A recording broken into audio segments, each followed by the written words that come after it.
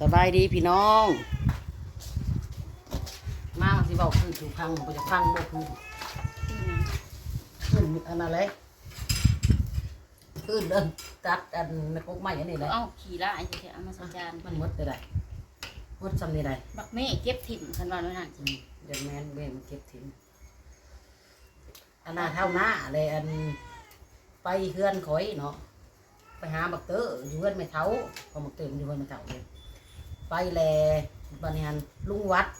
เอาใจพิษว่าอันบักหน้าพันกกไม้แล้วนี้คือว่าถอดง่ามมาใส่มาบักหน้าเมื่อคืนนี่ฮะบักหน้าโทรมาหายังว่าเลยว่ามึงบ่อันน่ะพันกกไม้ฮะเอาเตอว่าโบแมนบักหน้าพันได้ว่า พันแล้วเป็นหยังบ่แม่นดินเรา ทับไม้ของครูว่าสิแหละอีซีเลยไปบอกว่าอันพวยอ้นพันว่าสินะ แล้วสิเขาก็เลยว่าโบแมนเขาพันเด้อลุงวัดเขาว่าแล้วก็ตาเขียวกูสิพันแล้วก็กูสิย่างเขาคุกเองว่ะโอนเลยมาไม่แขกมาได้นะเป็นระบาดทั้งสิ้นคอยบอกแล้วโบแมนคอยนั้นบอกได้มือเพิ่นมาค้นอันนี้เขากระเล่าให้เจ้าฟังกันได้สั่งคอยเว้าสุพังแล้วว่าโบแมนมันหน้าพันคอยเว้าเนาะเป็นมาแล้วพี่น้องเลยคนกระเล่าสุพังคอยบอกเราแล้วลุงวัดนะพี่น้องเลยคอยสิเว้าในคลิปที่สองเอาเราเต็มคนเสนอเดี๋ยวอ้นโอ้ทอกเงาพี่ตรงหน้าว่าภาพกระถือคือกันภาพกัน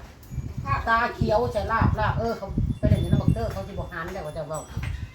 แต่ว่าอย่าไปนะช่วยใกล้คนพี่บ้าช่วยอย่าไปเลยมาบอกคลิปนี้ได้พี่น้องไหมแล้วมือเศร้าเนี่ยก็น่าจะโทรมาคอยแบบมาเล่าคอยพังบอกเราเลยเด้อบอกเราแน่อันนับเป็นว่าเขาไม่ได้เป็นคนพันแขกมันเอิญมากเนาะคนที่เบาโตเลย โอ้พวกข่อยย่าจะกับลูกข่อยเฮ็ดได้ได เนี่ยมันบริสุทธิ์ แขกมาเลยเปิดเพลงมันก็เลยหากระต่าย เงินเงิน200นี่ก็เงิน200นี่บ่สละได้ก็ ใช้อาหารคนนี้ ไม่น้อยถ่ายคลิปบ่ค่อยได้เรื่องบ่ได้เด้อพี่น้องเด้อ เมาแล้วโอ้ย นี่อันนี้ เบาเพลง เป็นอันนั้นเด้อพี่น้องเด้อ บ่มากระยันเมาแล้ว ปลาจุ่มลวก อันนี้เป็นดิบ เมาแล้วบ่มันเด้อ ดิบอันนี้จะขั้นอันอิหยังก็หมดเด้อแม่มดแดงคอยดู เจ้าของเฮือนก็แม่มดอยู่เด้อ อันนี้ก็ ต้ม เมาแล้ว ต้มยำเด็ด ต้มปลา ต้มปลาพี่น้องเอ้ยนี่เด็แล้วก็เบียร์ลังหนึ่ง มึงหอดแล้ว เป็นแม่น้อยแฟมิลี่ มันมึงอยู่ไซด์เลย พี่น้องมาแซ่บเลย นั่งกินอะไรกันอยู่กินจุ่มปลาน่ะ กินมะขามกินไปกินมา เช้ามาแรงกูได้ไป ได้กินอันนี้บ่แม่นหั่นคาราโอเกะนะมีผู้สาวตั้งแต่มีแต่แม่ห้างได้อยู่ในนี้ มันนั่งอยู่หันมีผู้สาวบอกกูถามว่า มีแต่แม่ห้างบ่มีผู้สาว ในห้างในมาทั้งนั้นเลย ลูกอีจอยบ่ โอ้ยขอโทษเด้อ อาจะหน่อยแหลดไปเอาได้พวก แจ่ว ได้ ต้มปลาพี่น้องมันสุก กระแจโหลดเดี๋ยวบอลพวกมาไล่กระโดดหน่อยฮะ ท่านบ่สุกเขาก็บ่อยากกิน มึงบักห่านี่ว่าบ่ม่วนนี่แหละครับบ่เป็นมึงให้ป้าจัดไปหักมึงกูก็ขี่รถมาแล้วครับกูจะให้แล้วเอารถไปให้กูมากินอันนี้ยังบ่เบิดได้นี่จุ่มปลานี่มาแรกมีงานสร้างนะผมป๋าเมียเลยนะผมไม่เกี่ยวกับใครนะทั้งร้านเท่าไหร่วะ ปลาโลปลาในใหญ่เหยียบคอ ไหนให้อาจารย์มึงไปหักนี่นะอาจารย์มึงหักเอาไอดีมานำเด้อ เห็นของเมียเขาเนาะเจ้าเนาะ โอ้ยเบิ่งหน้าผากก็ฮู้ว่าน้อยใหญ่ว่า ฮัลโหลเอาบักดีมานำเด้อ สิล่ะ อืม ไปบ่ได้ มันแต่พวกผู้สาวหลาย บ่ได้200ไปบ่ได้ เงิน200เอาน้ำกูไปนะ เอามาไหนคะสิไปเอาไห้ อย่าบ่นะมัน ตัวเงินกูได้เลยเงินเขาโอนมามื้อนี้ได้ประกันนี่มึงบ่เอามึงสิได้200ก็120,000แพ้แล้วนะจะ 200บ้านได้แสนสาว เงิน60เขาเอาเงินมันตกแล้วเพราะว่าเขาโอน มาต่อกันเด้อพี่น้องมาต่อกันแขกนางอ้นมา เลยถ่ายคลิปยังบ่ทันแล้วดอกก็เลยแบบมาต่ออยู่เฮือนอีกอันเพราะว่าเขาเปิดเพลงเนาะอยู่หั่นเนาะอันนั้นคอยกำลังเว้าสู่นางอ้นฟังให้เราเข้าใจแม่นความเราว่าได้พี่น้องเอ้ยว่ามีหยังก็น่าพันเลยสิพิษอีหยังเลยมันบ่แม่นดินอันดินอ้ายข่อย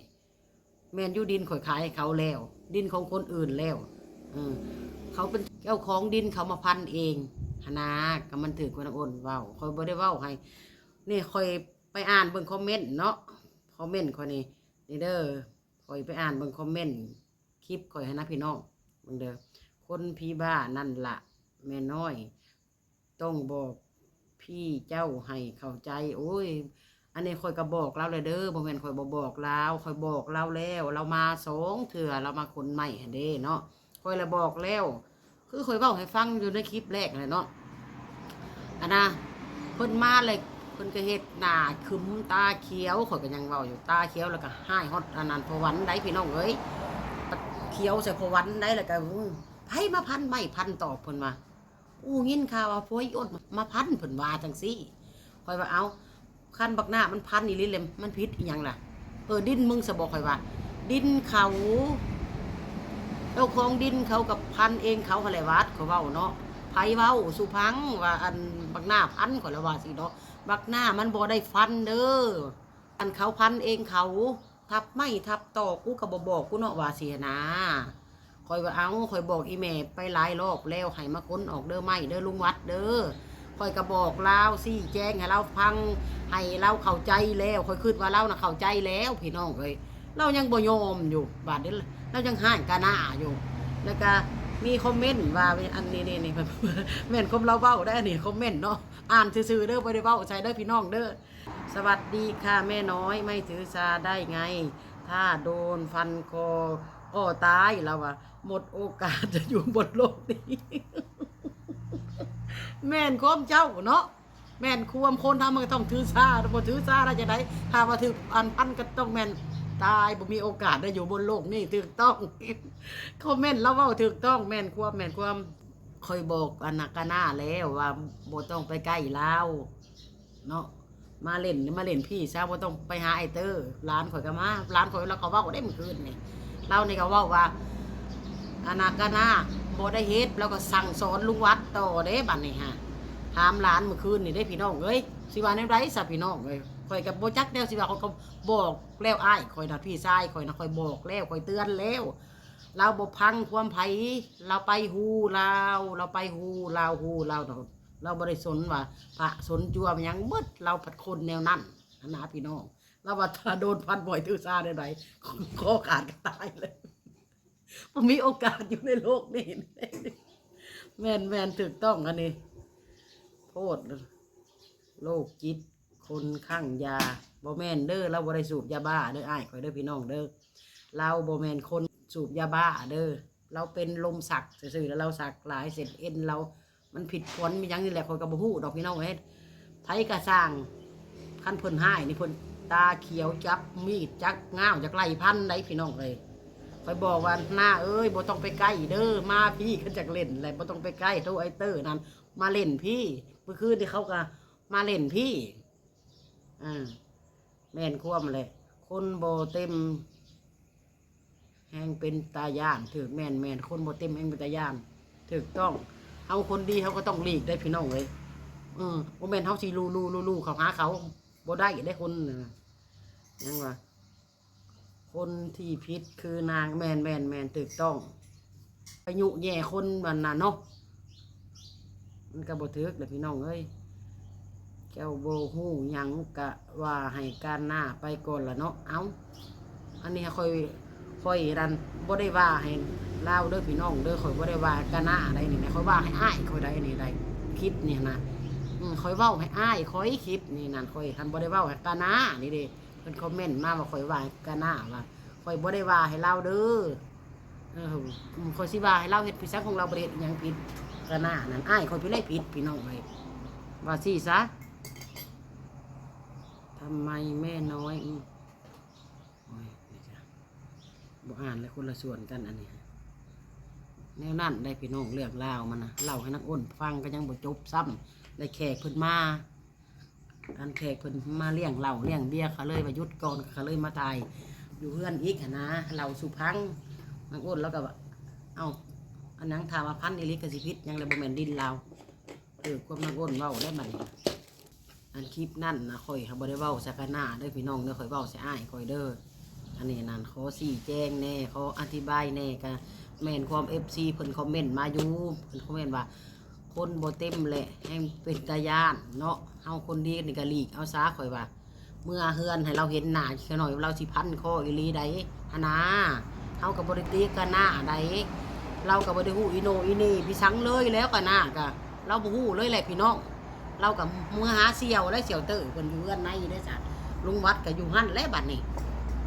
นั่งเพิ่นว่าไปคึงกล้ามสิเขาอยู่โอ้ยวัดเอ้ยว่าได้แหละคอยน่ะบอกหลายรอบแล้วบ่แม่นคอยนั้นบ่บอกอ้ายคอยเด้อคลิปวังคอยนั้นเว้าให้อ้ายคอยคอยบ่ได้เว้าให้กันนะพี่น้องไอ้คลิปนะเข้าใจผิดเลยเด้อคอยเว้าให้อ้ายคอยเป็นคนผิดอยู่ซื่อๆก็หาเรื่องเขาทั้งหูข้างเดียวบ่ได้พิจารณามันยังหมดของเรากับคนเดือดๆหนักๆอยู่แล้วเนาะแฮงมีคนเว้าสุมอีกเราแฮงขึ้นเมือกใดคนผู้นี้ได้พี่น้องมักเฮาออยเอาใจเว้าดีให้สิมาดูเอาใจหัวเพิ่นเนาะพี่น้องเนาะห่วยเวลาเขาประสาทขึ้นเขาก็ด่าเพิ่นแล้วบัดนี้จังซั่นแล้วคนในเฮือนกับพี่น้องเอ้ยเอาลาก็เด้อคลิปนี้เด้อพี่น้องเด้อพบกันคลิปใหม่เด้อจ้า